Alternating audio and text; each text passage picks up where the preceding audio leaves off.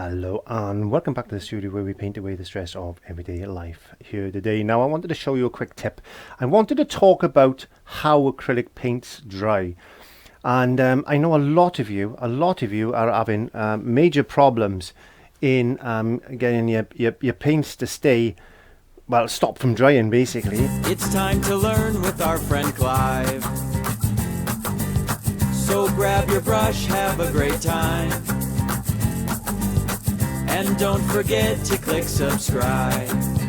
Because they evaporate very, very quickly. Acrylic paints are well known for that. Now it all depends climate, depends how dry you are or how wet you are, wherever in the world you live. You know, you might have high humidity and lower humidity. But I suggest that you use a wet palette. I'm not going to go into that. If you want to know what a wet palette is, there's plenty of videos on my channel to explain that to you. But I'm here today to talk about I'm here today to talk about an additive that you can do to add to acrylic paint that manufacturers don't want you to know about. And it's a very important part of acrylic paint because it is a part of the paint that is used. They use this product in the paint, in the paint making process, and it's not something that's widely known. The other thing is that you can buy this readily available off the shelves if you can find it in its raw form. But there are other forms of this particular product that is bought on a daily basis in supermarkets and stores and shops. And it is something that you were maybe not aware of. There's other products on the market like I got little retarders and things like this. This is a gel retarder. This is a retarder that's like a jelly that you can add to the paint, and basically that's all this stuff is this type of thing. So this is made using the product I'm going to be showing you in a second.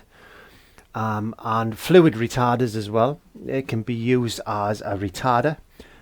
So this is a liquid form. That was a jelly form. This is a liquid form, which is what I'm going to be showing you today.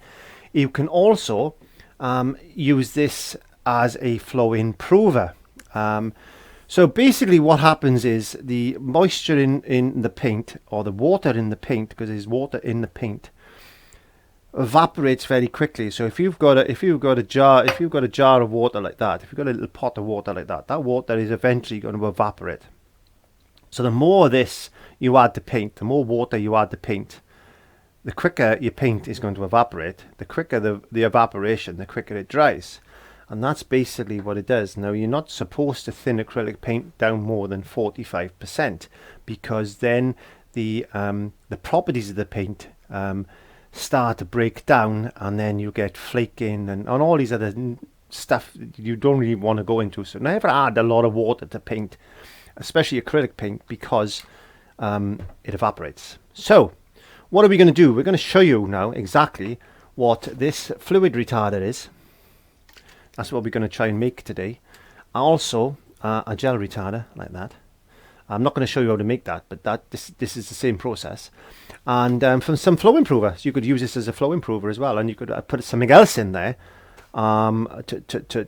to allow you to thin your paints a little bit more, maybe. So what you need is some boiled tap water. So get some water out the tap, put it in the kettle, boil it, let it cool, and store it into a container like that, because it won't go sour then. So you're taking all the impurities out by boiling it. And then you need to do is put that into a container. You know, you don't need to make a lot of this. You can make this as much as this as you want. I don't use a lot of it. At the end of the day, that'll last me for ages and ages and ages, because as you know, all I do is put a little bit of moisture in one of these containers, and I'm away. And that's it. How much is in there? Well, I don't know. So in this particular jar, I would say I would work that out as 100%. So there's 75% in there. This is how I work, because it's not rocket science. It really isn't. So you need to go online and purchase some of this stuff. It's called Polyurethane Glycol. There you go. Polyurethane Glycol is readily available on eBay and that's all you need. Now, polyurethane glycol is what they use to make vaping fluid. So you just see these people going around vaping with these vaping things and all this cloud of stuff. That's all it is this stuff. This is not good. I wouldn't put this in your body, put it that way. This particular bottle is 98.8% pure polyurethane glycol, and all they do is flavour this stuff and put nicotine in it, and they put it in these little things, and you suck it in and you blow it out, and that's what vaping fluid is. It's vaping fluid. That's all it is. And this is used in the paint making process for making acrylic paints. This allows the manufacturers to thicken up their water, because there's a lot of water in acrylic paint. In the painting process, it stops the evaporation of the water, because the thicker water is, the less it can evaporate. This is simple science.